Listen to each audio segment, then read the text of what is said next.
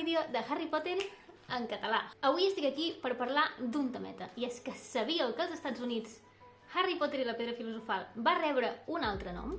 Si gent és així, l'Arthur A. Levine, que és qui va publicar per primera vegada els llibres als Estats Units de la J.K. Rowling, va decidir que no es dirien Harry Potter and the Philosopher's Stone, sinó que es dirien Harry Potter and the Sorcerer's Stone. Sorcerer significa bruixot, o sigui, Harry Potter i la pedra del bruixot. Però abans d'això, va tenir una altra idea, i és que volia posar-li el llibre Harry Potter and the School of Magic, Harry Potter i l'escola de màgia. Gent, és un nom massa bàsic. No creieu? O sigui, basiquíssim.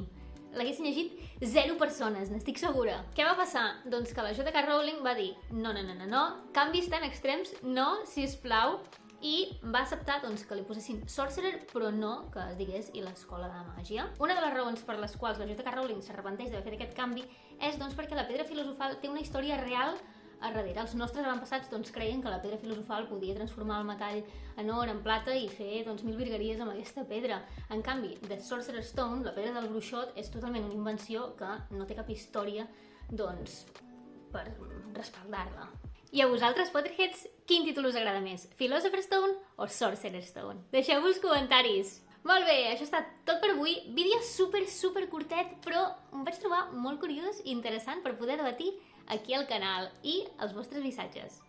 Així que, gent, ens veiem molt aviat aquí al canal de Harry Potter en català. Un altre diumenge a les 8 de la tarda. Adeu!